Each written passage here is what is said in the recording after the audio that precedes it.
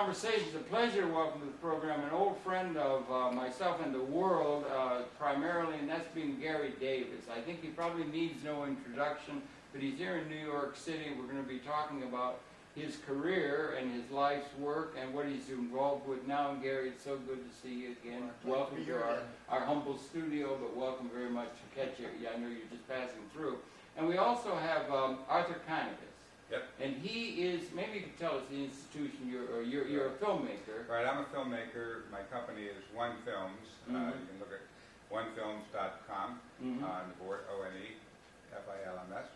And we are working on films that deal with the unity and the oneness of humanity, and Garry's story is one of our primary projects. Absolutely, and we're going to show on our television set here a 5-minute piece you put together about him that's very well done. I've seen it. I congratulate you on the quality of it. It's up to the standard that the person you're taping, almost up to the standard that Garry has set for us. But anyway, we're going to be doing that, and welcome very much to the program. And Garry, it's so good to see you again, and you're in town here. This is what, the 24th, 23rd of September 2024. And it's so good to see you. You've been in town, you've been talking to some economists and so forth, and I see you're fingering some money there. I am fingering fiat money and real money. Fiat money being our official currency? Most of the currencies in the world, nation states of fiat money. They're all floating against each other and so forth, and that's why we have the mess we're in. I mean, we're living in a one-world community where you get around in 2 days and send a message around in a nanosecond. And to think that that community is governed economically by 200 different currencies is ludicrous. Yeah, right, okay, totally irresponsible. And they got all these different passports, too, and maybe we could get by with just one, maybe? Yeah, we might get to that, yeah. The world passport, here we go. Yeah. No, and maybe we can make a point. This is the time that Mr. Bernanke and Mr. Paulson have submitted to the Congress 3-page thing to utterly transform the American and world economy. And so we're in the midst of that, and that's the crisis that we're talking about. Everyone's talking about that they're saying the system could melt down, they have to get a big loan. That's not the real crisis. The real crisis is the political system underlying the economy. Okay, yeah. And there's a kind of a dichotomy here because this machine, computers, television, telephone, and so forth, are machines which unite the world. We have instantaneous communication now. We have satellites up there, and everybody's emailing everybody and so forth. And yet, the political economy, or the politics of the world is 18th century. It's horse and buggy. Yeah, right. In other words, nation states. And when you think of that space station up there whirling around the Earth every 90 minutes, it's a perfect example of the two ways of thinking. These people up in that space station, where they're going now, 17,000 miles an hour, have a total view of the Earth. Yes. They don't see any frontiers when they're looking out at the Earth. Right. They don't see any religions, and it's 70% water and so forth. This is what I call the vertical view. But when you come down to the Earth, suddenly we've got another type of view, a horizontal view. It's we and they. You know, and we are the dollars, and they are the yens, and we are the krona, and so forth and so on. So it's a split world we live in. And the reason why there's such a catastrophe in the economic field is because they're not really solving the major problem. And the major problem is that money is simply a medium of exchange for real goods and services. Okay. So if the goods and services are on the global level, like Walmart, and the world is flat, says Tom Friedman, then you have to have a unified currency. You have to have a world currency. Now, we know that you're a Bucky Fuller Oh, my student. Lord, yes, he was just absolutely That's what he was talking about in all his books. Yeah. Right. Kilowatts. And the other thing about money is people don't understand that money is simply crystallized energy. Okay. Yeah, he used to speak about energy. It's energy. Yeah. And therefore, and energy is universal. Well, that sun is pouring billions of kilowatts on our Earth every second. In fact, he made a credible statement once that the sun pours more energy on the Earth in 1 minute than all of humanity is using all year. Amazing, isn't it? When you think about that, you know, it's another way of thinking about money. Absolutely, and there are technologies that are letting us harness that energy now, this beginning. There's an Exactly. ecological Solar movement energy of is now different- becoming a Yeah. big thing, and and he's, you know, the big thing of taking oil out of the ground and coal out of the ground and spoiling the environment. Everybody's realizing it's ludicrous. It's finite. First of all, it's a finite Yeah. thing in the earth, but renewable energy is there sitting up at the sun every day, every time, and so forth. So, Bucky, as you and I and a lot of people are now saying, we have to revise our way of thinking about money, which is energy. See, it can't be now just fiat, floating against itself. All these speculators out there are making money on money. You consider the computer and buy low and sell high currencies, Yeah. Yeah. which means what? Money has become a product, and so forth. Interesting way to see it. I So, haven't quite seen it. Okay, yeah. It's not. yeah. It's not used for its original concept. Money is simply, as Sean Turnbull. We had Sean Turnbull, the great economist here Yeah. from Australia yesterday, and he made a statement that money can be used for anything. Yeah. Anything can be used as money. In fact, I just completed a blog. Here's one of his statements: money can be anything that people in a community will accept as carrying on the basic function of providing a unit of value, Right. a medium of exchange, and a store of value. Okay, yeah.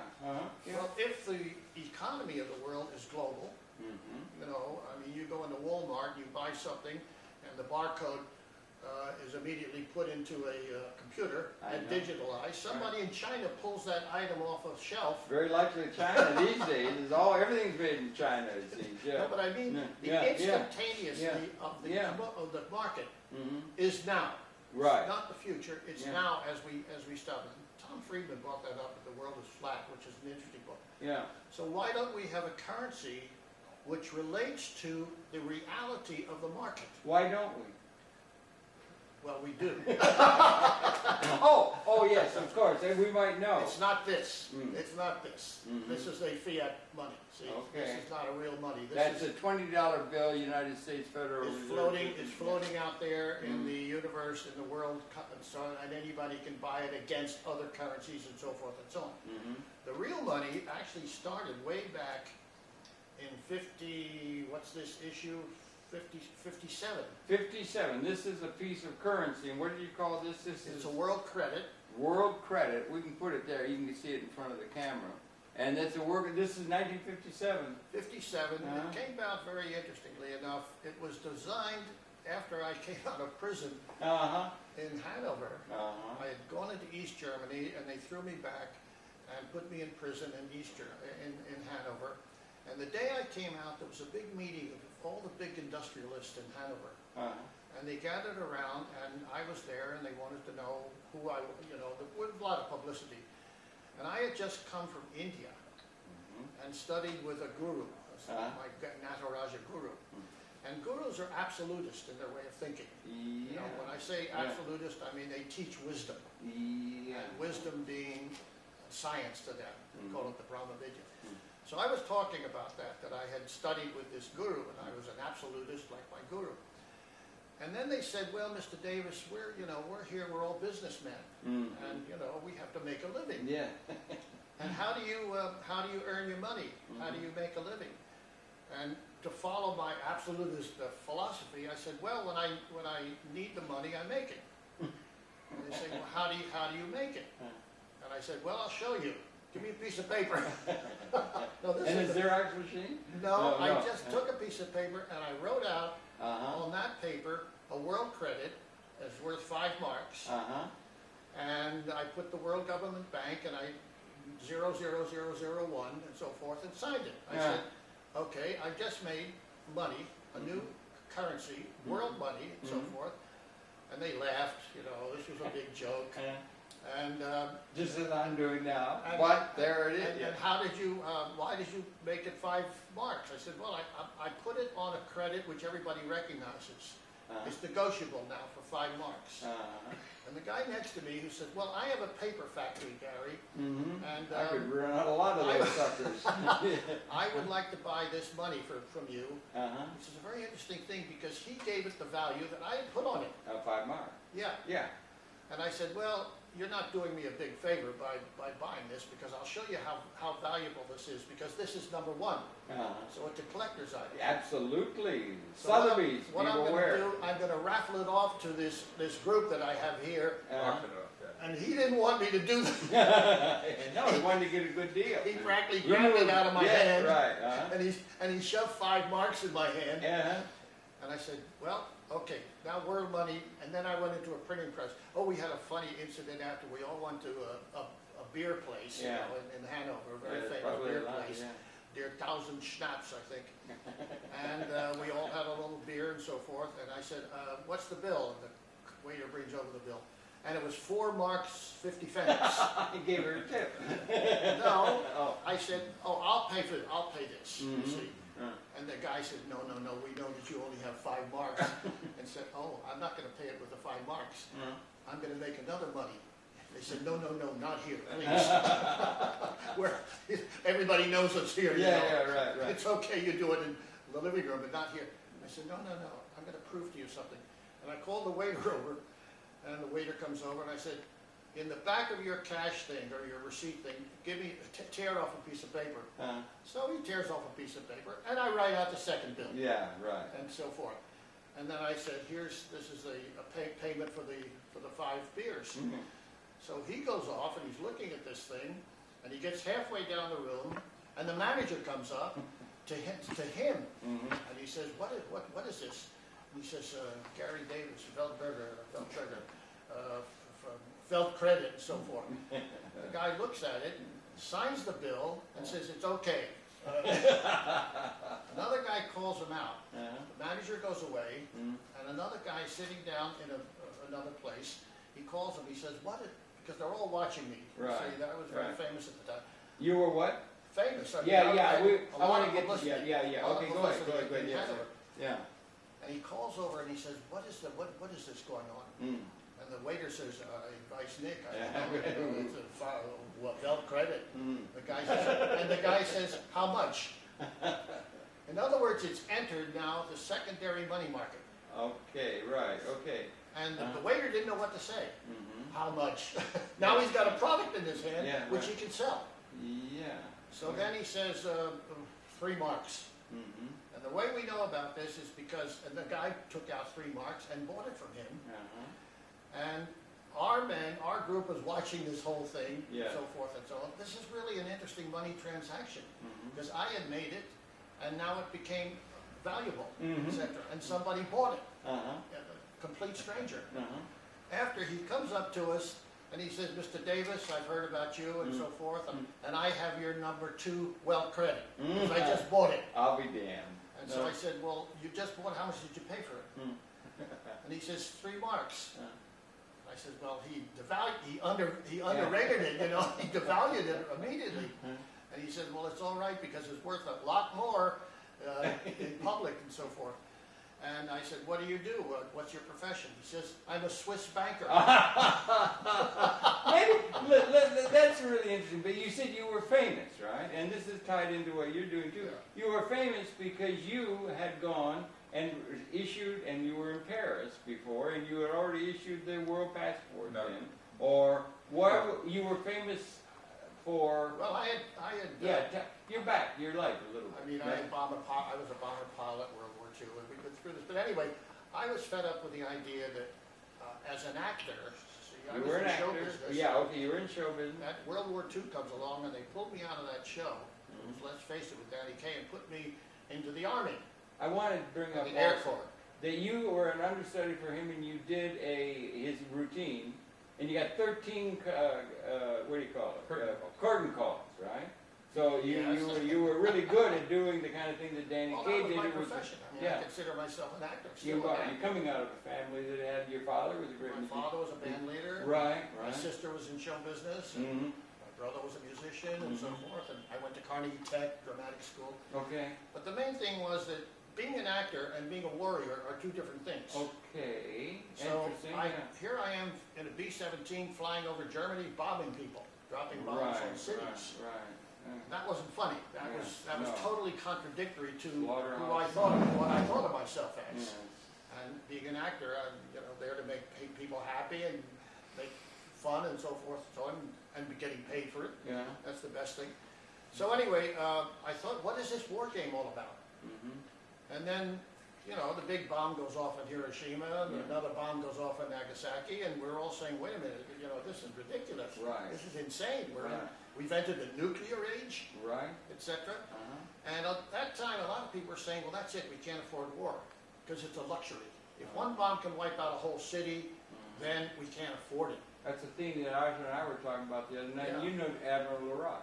Oh, I know him You very know well. him very sure. well, and he's documented more than anybody, better, more accurately than anyone He else. was in the nuclear section of the He Pentagon. was I think, indeed. yeah. And now, what's the name of that organization? The Center for Defense Information. The Center for It's an Defense. organization of retired military people who are speaking up for common sense. That you can't fight a nuclear war and win because it's the suicide of humanity. Okay, that's suicide of humanity is the case apparently now. Absolutely. That No. if they have weapon systems that actually exist, if they were to be unleashed in a spasm of hatred, apparently the modeling, you can only model it, apparently that's something there would be no human survivors at all if there was an unleashing of the weapon capability we have now. Something brand new in the evolution Remember of the the universe. Nuremberg principles in 45? Well, I remember that you couldn't just No, but say I mean, they made me do it. Enemies of humanity. Mm-hmm. One of the principles. There can be enemies of humanity. Mm-hmm. And who's an enemy of humanity? It's somebody who's got his finger on the nuclear weapon, Mm-hmm. which is pointing a nuclear gun at humanity. Right. And it would be apparently the end of our species. I know. They had Ted Turner on television the other night with Charlie Rose, and he said the only question that's really before us is that if we can destroy the entire species in about a half an hour. And Now that's new. there's a denial of Yeah. in our minds about that. Right, You know, right, because right. Everybody knows that now. I Mhm. mean, back in 1945, Einstein said the same thing. Yeah, He but says do you you can't think use that weapon. You can't use that weapon as a war weapon. you can't use Nuclear is not a war weapon. it? Could be that war is out of date. Yeah, Because in a exactly certain right. sense, these things like, remember Sarajevo, First World War, they get into things happen and everything, and it would lead to that kind Well, of if thing. war's out of date, Mhm. then how about the nation-state system, which Well- says war is a last resort? Uh-huh. Every nation says the same thing except Costa Rica. Uh-huh. Costa Rica says, what do we need an army for, Mm. Right. etc. But the United States, Japan, they all say war is a last resort. Go on, the dogs somebody's at Okay, the door. all right. Yeah, go ahead. So I said to myself, well, if war is a last resort, and yet the game goes on, because at that moment, 1945, the Cold War started between the United States and Soviet Union. Right, I said, they're doing it all over again. yeah, yeah. I just finished World War II. I was up there. I was a bomber pilot and so forth. Mhm. What is my role now? What is my identity given this situation? It's no longer just showbiz in New York. Right. I can't just go back and be happy in show business. I was a bomber pilot. I was a warrior. Yeah, I killed people. right. And we wiped out Brandenburg. Dresden, don't forget and Dresden firebombing, and horrible. so forth, and all these things. I mean, when you looked at it, I didn't see it from 5 miles up, but you saw it afterwards when they were, filming it. I was horrified Yeah, of the role that I played. So I said, I have another role. And then I started studying, well, how do we make peace? yeah. How do we make world peace? Right. And a lot of people were saying world government, world government, world government. Well, the UN was coming aboard. And the It was UN being born. was not, the Europeans were not fooled by the UN. The UN to them was another League of Nations. It was nations again. Yeah. And Yeah. they blew up in their face. Well, what you did, which was amazing, was you, along with Camus and others, and this is what we'll show in the little video. Yeah, we've got a a video. where you actually interrupted the UN and called on them to hold worldwide elections Yeah. so that people can elect their leaders. Whoever gets to elect the UN leaders or vote for them or anything, nobody. And you called on the UN to do that. And as you'll see, as people will see in this little video I made, that shortly thereafter had a huge meeting on that, and the UN's response, since they couldn't begin to deal with that, was they did finally break loose the logjam that the Universal Declaration of Human Rights, Wasn't it a something great that document? Eleanor Roosevelt had God bless proposed, her. It is a great and document. it was blocked by the Soviets. They said this is a terrible intrusion on our sovereignty, and they went through 141 meetings where they were debating, and they couldn't get it moved. And the day after Garry had this huge rally, which you'll see in the video, the Soviets decided to step aside, because it was not only in Paris, but all around the world there were these huge rallies. Right. They stepped aside and let it get passed unanimously. And that Universal Declaration of Human Rights is the fundamental basis of it's the first document that basically defines the rights of all humanity, Right. and helps us move forward into the kind of world where we can, as Garry had mentioned, be able to outlaw war. And you know, one of the things that amazed me about Garry's story and tracking me to him is that Garry discovered that we have already invented a system that eliminates war. I mean, right here in New York City, every single group that is fighting and killing each other around the world is living right here in New York City. I know. And you know them all. Yeah, no, almost. No, the 192 nations, sizable communities, Right. 189 Right. of them in New York. And yet they're not, you know, they may still hate each other, they might throw barbs at each other, but they're not throwing bombs. Yeah. And why aren't they blowing up whole city blocks? Because we have a system of law. You can take things to court, you solve your disputes that way.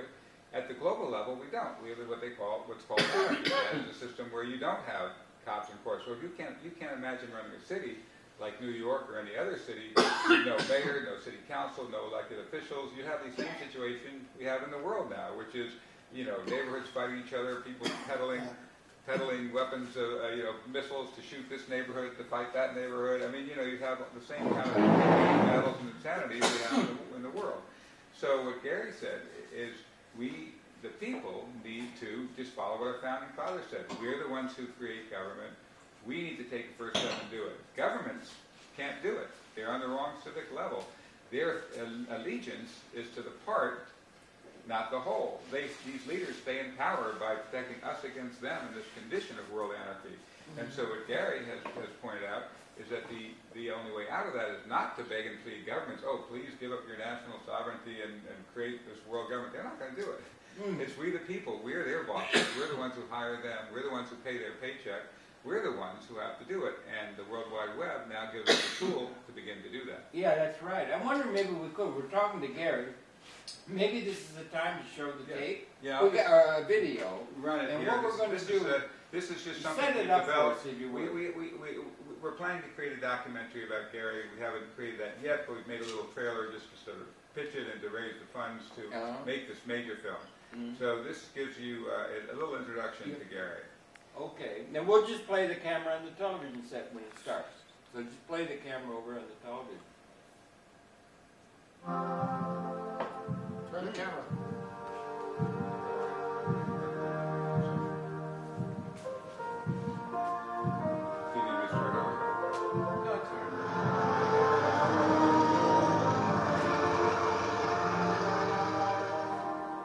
Garry Davis was a rising Broadway star. The night he stood in for the alien Danny Kaye, he brought down the house, getting 13 curtain calls.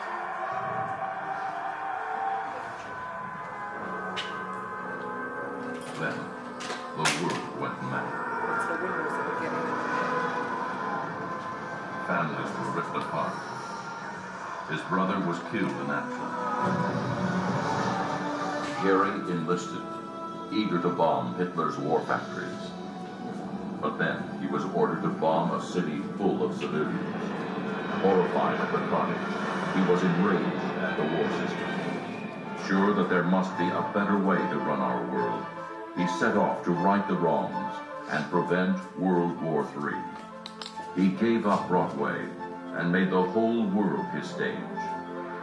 He dared to interrupt the squabbling of nations, to demand that the UN hold worldwide elections of a global congress to outlaw war and make peace. 20,000 war-weary Europeans rallied with him to demand that the world recognize the rights of humanity. Sur les difficultés que nous attendent. Mais nous devons choisir entre les difficultés et les massacres de la guerre. Moi, j'ai choisi. The very next day, the UN unanimously passed the Universal Declaration of Human Rights. With that authority, Garry then staged the most audacious performance of all. He declared a government of, by, and for the people of the world.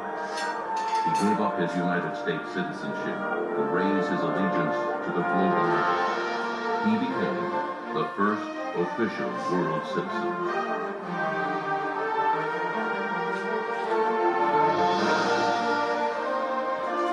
governments issued IDs, marriage licenses, and passports. Nations first rejected them and locked Garry up for failing to have national papers. But amazingly, hundreds of thousands began to register as world citizens. Nations around the globe began to stamp the world passports. Thousands of refugees and detainees, incarcerated for years for lack of identity papers, obtained world passports, and for many, freedom. Today, Garry Davis still stands up for a world most people can only dream of. A world in which humanity is united. A future in which we free ourselves from the scourge of war and oppression. A world in which we are one. The Garry Davis Story.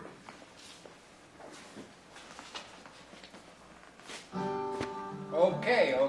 Oh, you want to show the credits or not? You want to show the credits? Why don't you show the credits? Go ahead. Just put the camera back on. Well, it just says, in the 1940s, Garry Davis was a visionary ahead of his time. Today, when our world is imperiled by global warming and war, today when the internet connects us in one global network, today when we urgently need a better vision of a better way to run the world, Garry's dramatic story must be told. One Films is developing a documentary film on it. Good deal. Okay. And then you got switch off. Okay, you can turn it off. Okay. Okay. That's beautiful. That's a beautiful documentary. Congratulations on such a well-led life, young man. You've done really well. You went over there and did that? You graded, Yeah, it's going, and it should be, the story should be told.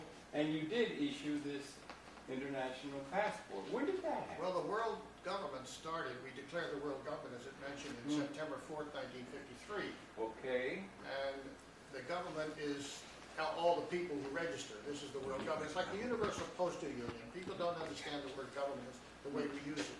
We're not governing. We say that the people of the world are sovereign.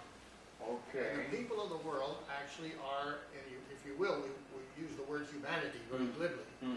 But the people of the world are a species. We're a family. That's right. I mean, all the teachers from time immemorial have been telling us that. They have indeed. We're a family, and now we have genetic code, which says everybody's about the same, genetic code.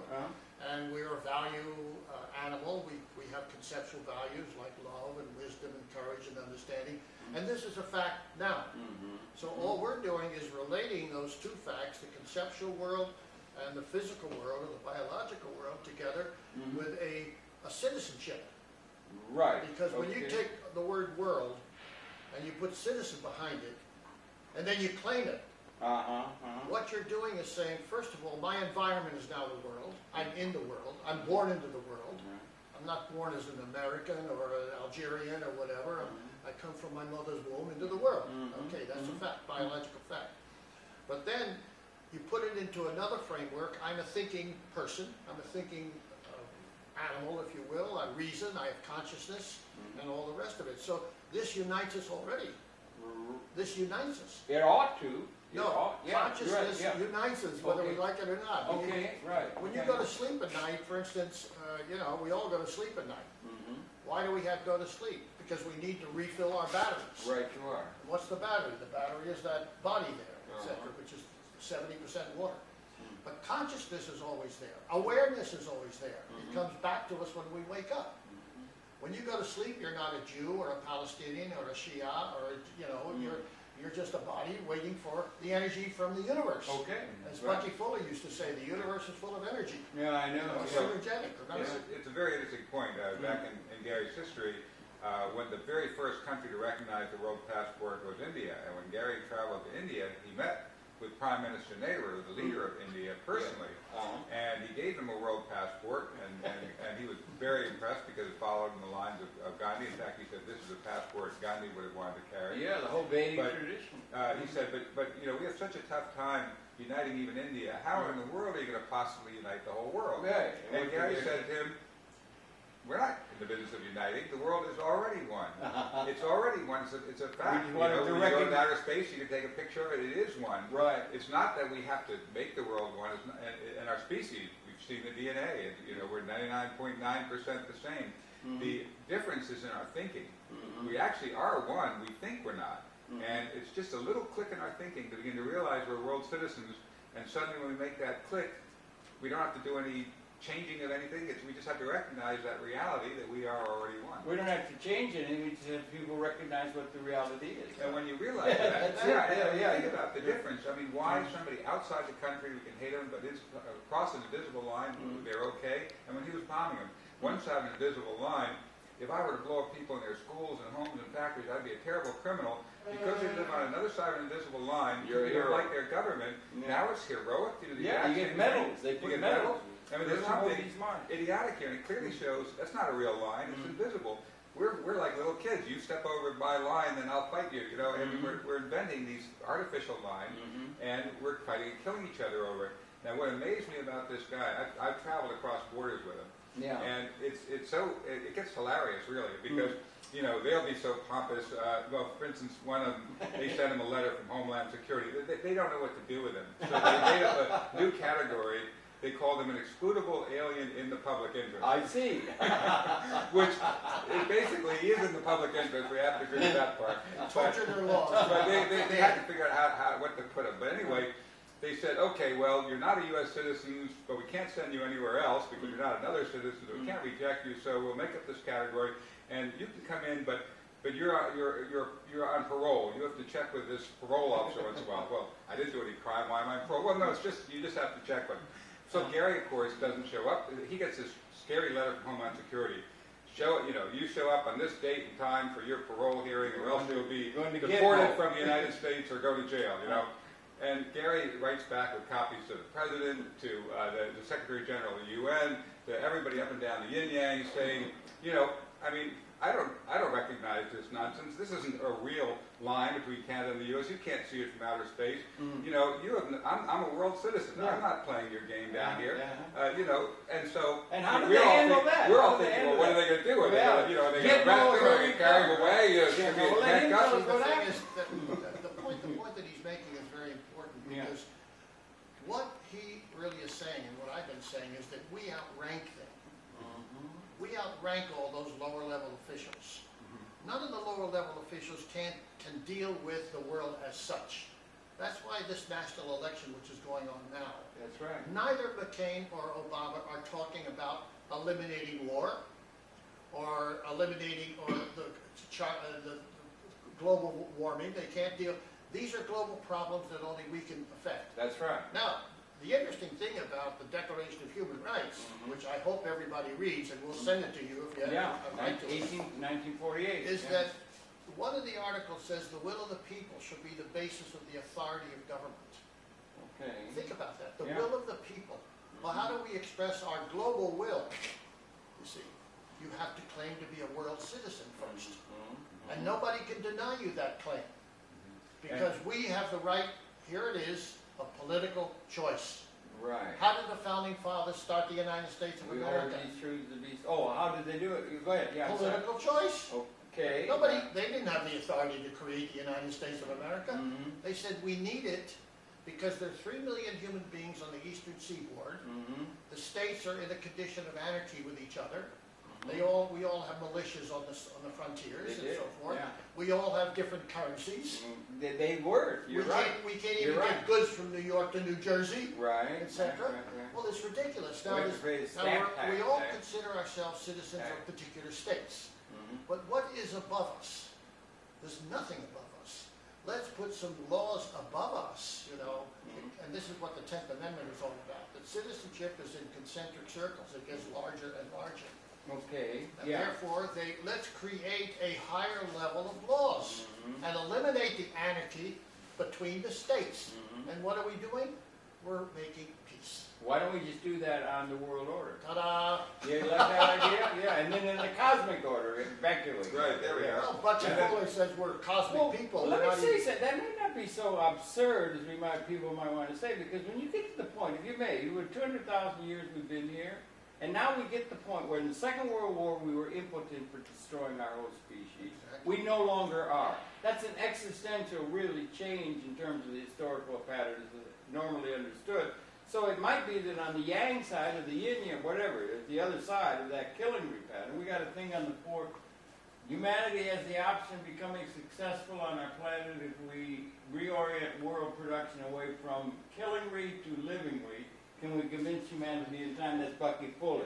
So that there might be another equally existentially significant capability that we have of providing for everyone in a new kind of way that we haven't had historically, and might be that this is a time to start thinking cosmically. This deals with, I think, a very crucial issue.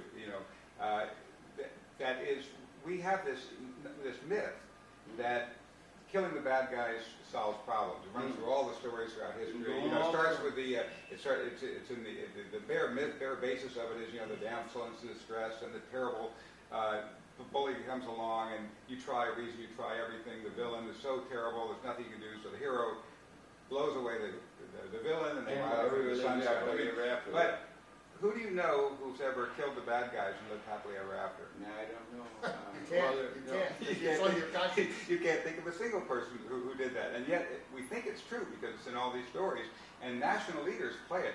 We're gonna kill Saddam Hussein. We're gonna kill evil. We're gonna fight evil and kill them. And yet in reality, it never works. Here we have the most powerful. The Soviet Union was an incredibly powerful empire. They were fighting tribesmen in Afghanistan and couldn't defeat tribesmen in this tiny little country, even though they vastly outranked them in military power. In Vietnam, the U.S. had a zillion times more military power than the Vietnamese, and we couldn't defeat them. Now in Afghanistan, we tried to defeat these same fight tribesmen in Afghanistan, and we can't do it. And now in Iraq, we're still stymied after all these years. We keep winning. Now we won. We're on the verge of winning, but we never actually do. And yet we spend more than all the nations in the world combined. The opponents are spending a tiny fraction of that. Well, we spend equal to the entire rest of the world combined. I have to protest because now you're into the we and they way of thinking. You keep saying we. Okay, and not what you really mean is we Americans. The Americans. Well, yes, and right. we've been talking about world citizenship. We're world citizens. I Exactly. expose you. Right. Okay. So, all right. So okay. The military. So this whole we never stop to think. Whenever military power fails, people think that okay, well then we need to apply more. Vietnam we didn't win because we didn't bomb oblivion, didn't bomb enough. And yet what happened is actually military power is an oxymoron. There's no such thing as military power because military is not power. Power means the ability to get somebody to change their mind, to do your bidding, to do what you want, get what you want. And what happens is the more you bomb people, the more they hate you, the angrier you get, the less they want to do what you want. Well, wait, Solution. Right. You're talking about the problems now. Right. Now, the solutions are twofold. One is that we do have a system that does prevent crime and violence. It's called law. That does work because then people have a sense of respect. They feel like, okay, well, this is a law. We all voted on it. They're saying what I'm doing wrong. Okay, I'll have to go along with it. It's a law. There's a moral persuasion that comes with the authority of law and civil society and the common good that has a great deal more power than just threats of violence and killing. There's an underlying principle here. It's not law itself. The founding fathers had to find that principle before they could even come to the idea of law. The self-evident truths? No, natural rights. Natural rights? Natural rights. In other words, we all have natural rights. We are natural beings on this planet, etc. And we're bound together by nature, right?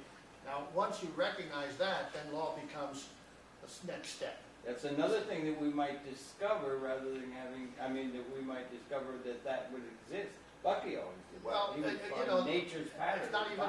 It's banal to say that your heart's beating and my heart's beating. Yeah, right. And that you're breathing air, and that you have to, 3 minutes of air and you're dead. Yeah. Etc. Wow, etc. yeah. And we all are human beings. Right, That's what right. it means to be human. We're humans, and that's the beginning of unity. Recognizing the unity that we are human beings, and that's why I mentioned human family and all the gurus say it, all the sages say it, and so forth and so on. And then from that becomes, well, what are the codes of conduct now that we can establish in this human community? Then law comes in. Right. See, and then we can say, well, we can make, it's reciprocal. Exactly. That if I go on the street, I want to know that I'm safe on the street because there is law, etc. And I don't have to have a gun because somebody else, there's no law to prevent him killing me. So that's where law comes in, and we know how to do that. We've done that on every level except the global. And now we have things like so-called international law, which is just law. It's an oxymoron because international means between nations. Well, it is not law. It's a condition of anarchy, which is given a name, international. Right.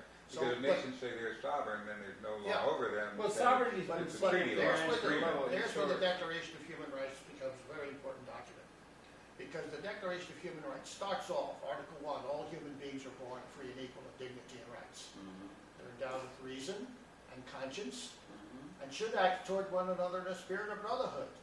And it goes on from there. And then I quoted the article, the will of the people should be the basis of the authority of government. And there's another article, Article 28. There are only 30 articles in this thing. Everybody could know it, read it and apply them. Everyone is entitled to a social and international, although I don't like the word, order in which the rights and freedoms set forth in this declaration can be fully realized. That's as close as the nation state can come to world government. See, because it came out of the United Nations. Right. See, but Hard one. They fought like a demon. the funny thing about the Charter of the United Nations, which very few people know or read. First of all, it mentions human rights 17 times in the Charter. But there's an article, 56, which says that all member states shall observe and respect fundamental human rights. So who are they talking to? They're not talking to another state, they're talking to us. And that's why we took that declaration. In 1948, I was there, and we ran with it. We say, thank you very much, this is our declaration, and we have the right then to put it to work. Right. But that means you have to claim it. If you don't know your rights, you can't claim them. That's right. I say that to everybody. Because it actually explicitly says in it that it should be instituted by not only nations, but all the groups in society, schools and All everything, and peoples. individuals. It simply says individuals should implement this. And that's a key part of it. And Garry has taken the step to actually follow what they've said and implement it. And so now we're coming on the 60th anniversary of that document this December. And it's a really important historical time to begin to elevate that. And it's kind of interesting. There's a group called the Elders, which is Nelson Mandela and all these top spiritual leaders around the world saying exactly Jimmy Carter's, all that, and so on, all saying that all of us need to take personally that responsibility and sign on to that Declaration of Human Rights. Don't wait for the governments. Don't wait for nation states to do it. You can actually go online and sign it, and then start implementing it, start doing it.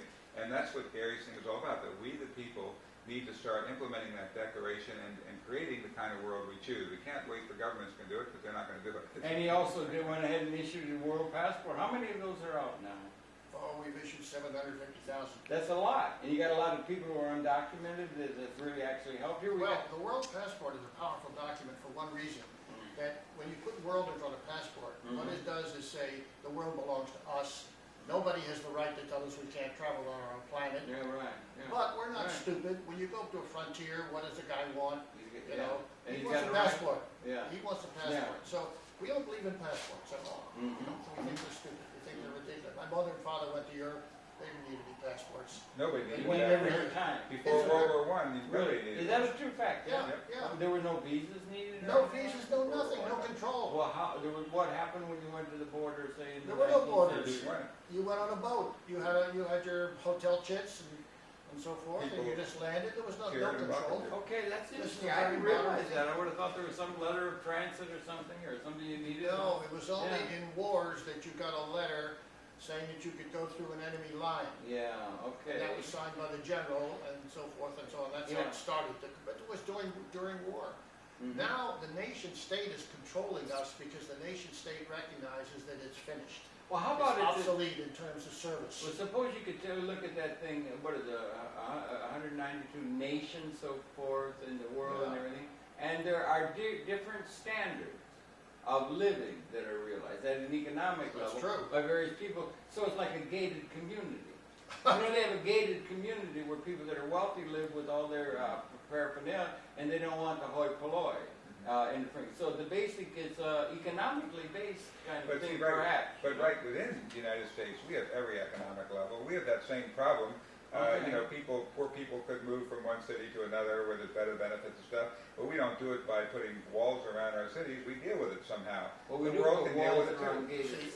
Well, people can do that if they want. Nothing will stop them from doing that in the Yeah, world. but the powerful What I'm saying will is do that that, if or sure. they will set up gated institutions that will Sure, give them well, their advantage and keep their advantage. Bucky okay, told that's about, right. Yeah. Bucky told about that there's so much energy pouring on the earth that if you unite all the electric grids, everybody can be a billionaire. Remember that? You Well, told I me like that living- idea. Yeah, I When do you quoted remember. this, living rig. Yeah, and he living also rig- said that we may be transcending material scarcity and ontologic reality. Yeah. Right. Scarcity And is economics. We're talking economics with your thing. And that comes back to Economics is kilowatt often hours. defined as what? It's defined as the science of the allocation of scarce resources. Right. There's scarcity. It's not enough. So you got to have systems by which you protect what you've got, or you get strong. You can go steal the grain from the other person, so your tribe goes. Right. That kind of thing is what history is, and James Joyce called it a nightmare.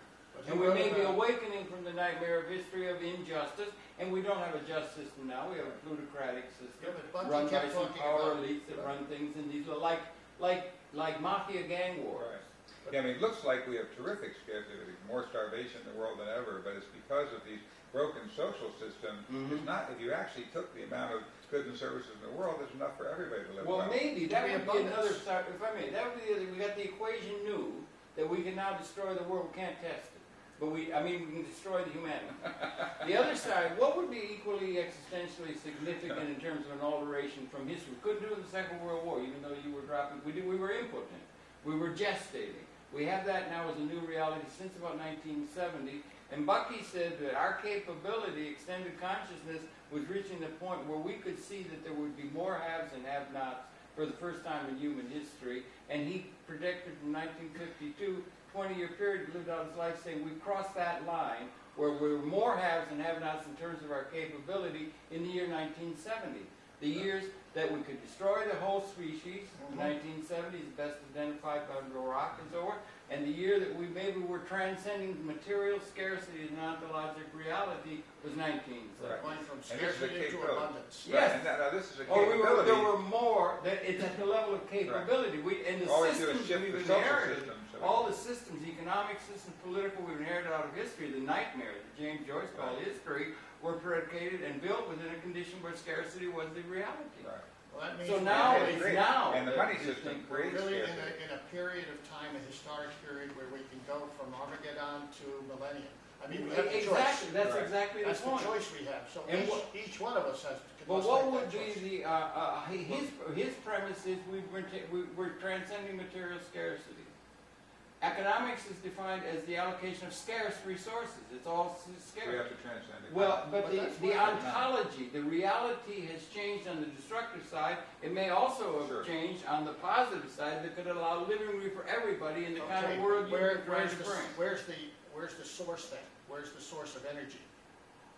It's the sun. Well, the sun is the That source means you of kept energy. saying, Yeah. you unite your electric grids, Yes. and you get the power So that of the there's sun all sun the time. Mm-hmm. all the time. It's renewable. It's unlimited, Yeah. and everybody can become a billionaire because energy is money. Yeah, that's right. Yeah, and it's It's nicely related to- packed. It's nicely parked out there, 93 million miles away without any radiation. Right, right, it's any place for our nuclear Yeah, you reactor, cut it right. out there. That's true. But now we got this crisis that everybody's touting now this week as we're in New York. Right. I know you got time to run, but I'm watching it. We're okay. We got another 10 minutes. Or Do 9 we minutes. really? Yeah, we got more haiku kind of. Well, All right, since let me- we're talking But about the it, economic crisis they're talking I about wanna- now is one that is now being discussed in this week. Harold, I'm a blogger, and I know. and I just finished a blog called "Isn't It Time for World Money?" Okay. and where do they go to watch your blog? And anybody Read the can blog. go What's to the- www.worldservice.org, Worldservice.org. Okay. and they go to communications, and there's my blog. Mm-hmm. Now, I point out that there are about 200 nation states on planet Earth. Each one has its own currency. Given our instant communication technology, they are all floating in the digital world at any instant accessible to one at all, with a computer with the capability of going online. In other words, anybody can now look at this screen and see all these currencies floating. Yeah. Which means that In short, you and I can buy and sell national currencies sitting in our kimonos at home. It's called speculation. Yes, right. Buy low, sell high. Mm-hmm. Become a millionaire or even a billionaire like George Soros. He did that on the... That's how he made his money. Yeah. Without producing any real wealth or providing any real community service. In other words, national currencies have become simply a product. Well, it is, Yeah.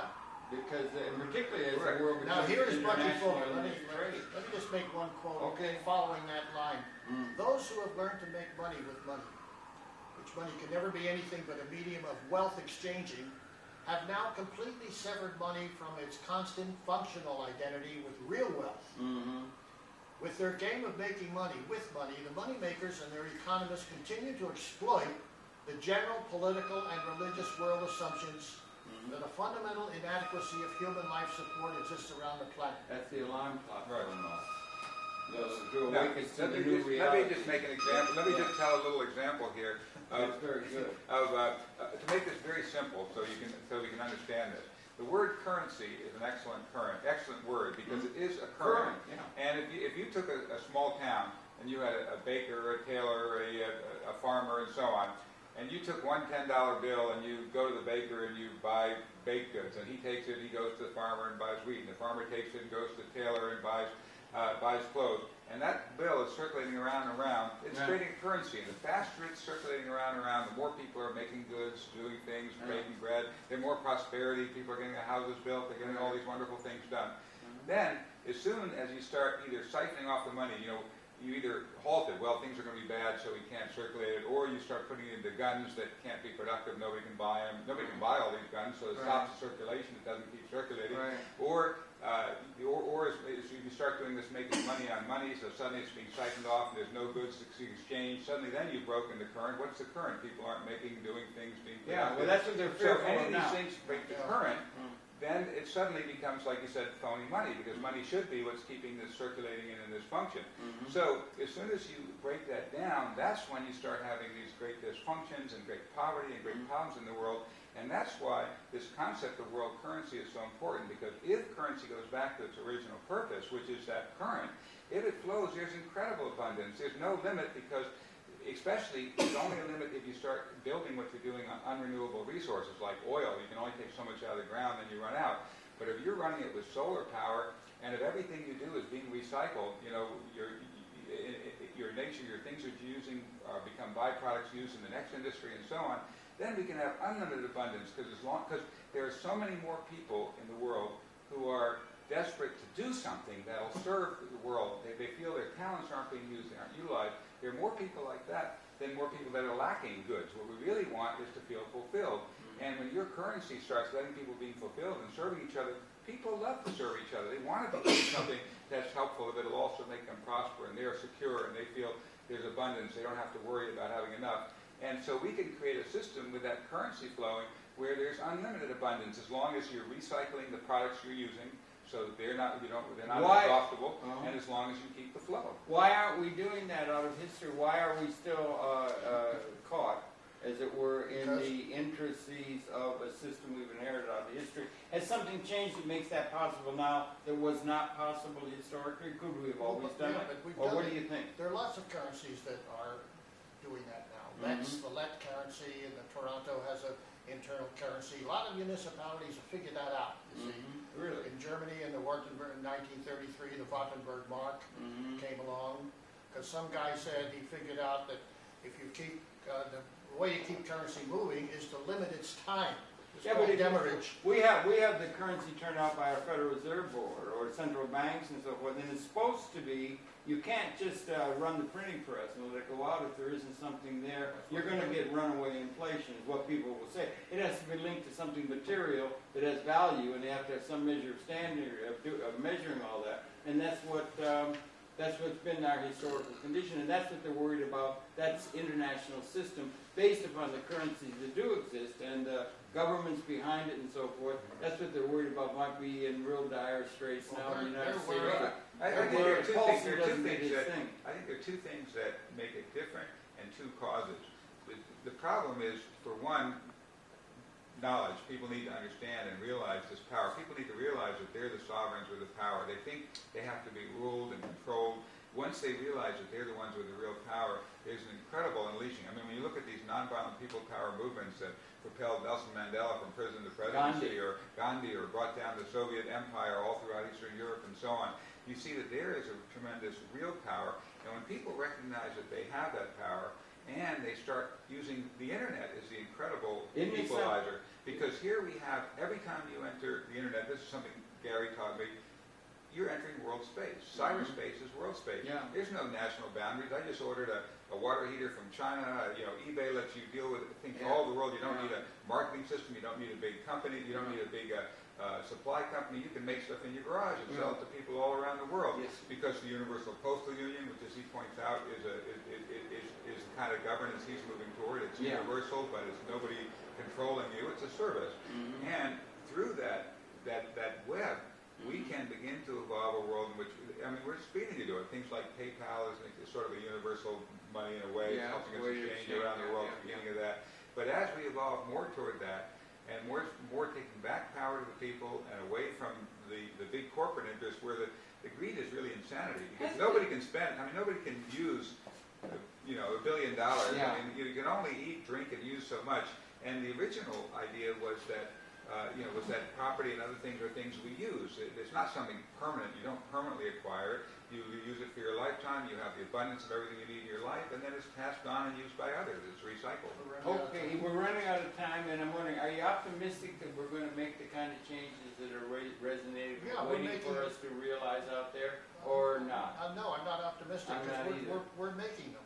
Oh, okay. I don't have to be optimistic. We're doing it now. You don't think there's any The world chance? government's starting. You don't think we're going to, humanity in this evolutionary line of humanity is not going to destroy itself and join entropy because they simply can't make the transition to a thing where they're allowed the kind of liberated context of the human I'll answer society? that in another way. If I can do it, anybody can do it. Okay, I think so. And the idea of world citizenship is an old idea. It's not new. It's running current all through history. Socrates called himself a world citizen 2,500 years ago. But now we're at the crux. Now we have to do it. Now it's not the future or the past, it's now. It's like those people that are doing the currency things down in Washington. They're not doing it because they want, they have to do it in order to keep that system in place. And we probably have to keep that system in place and incorporate it or subsume it within a new way of doing things. And Bucky was talking about that. And one of the problems is there's not enough time. There's no problem. There's just challenges. No, but there's a problem. There's problems in the production. There's problems in the television program because you come to the end of time. Can you believe we've come to 58 minutes almost?